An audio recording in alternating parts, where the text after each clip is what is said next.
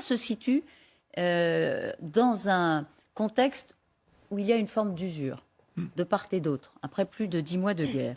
Et à ce titre, c'est un discours et un franc-parler qui détonne avec ce qu'on entend généralement sur le très haut moral des Ukrainiens. Discours de qui? Discours d'un homme qui opère à Bakhmout auprès des soldats au titre du fait qu'il est aumônier. Il les voit très souvent. Émilie Brossoulou, c'est un témoignage assez rare que vous nous avez résumé.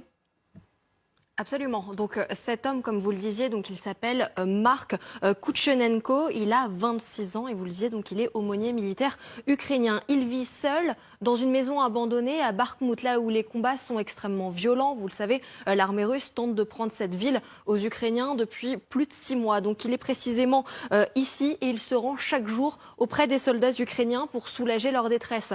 Voici ce qu'il leur dit. Je parle avec eux, je prie, j'essaye de répondre aux questions difficiles que peuvent poser des hommes qui vivent dans de telles conditions inhumaines. Et voici ce qu'il dit aux soldats ukrainiens pour essayer de les faire tenir sur le front. Mon rôle d'aumônier est de leur rappeler pourquoi ils sont ici. Ils sont ici principalement parce que le commandant, le combattant leur a ordonné d'être ici ou de couvrir eux-mêmes l'embrasure.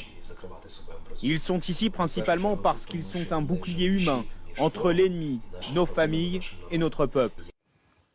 Il explique aussi que les soldats engagés dans cette bataille sont soumis à une incroyable fatigue morale et physique. Il dit aussi que ce sont des combattants qui ne font pas de rotation, c'est-à-dire qu'ils combattent constamment et activement au front sans se reposer. Et dans cette guerre d'usure qui semble sans fin, eh bien certains finissent par se percevoir comme de la viande. On le voit ici comme de la viande, juste bon à être envoyé à la mort. Alors conséquence pour ces soldats, eh bien ils développent des pathologies.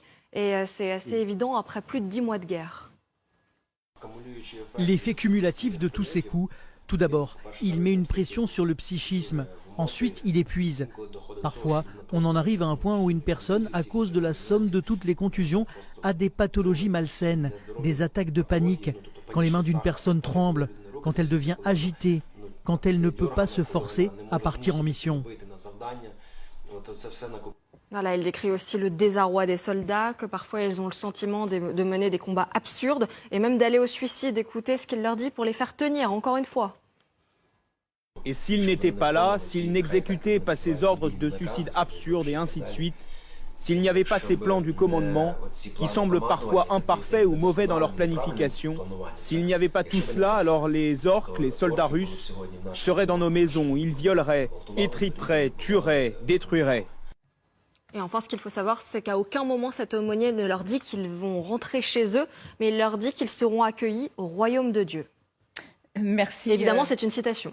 C'est une citation. C'est pas moi qui le dis. Que ça peut les faire tenir, on l'espère pour eux en tout cas. Merci beaucoup, Émilie.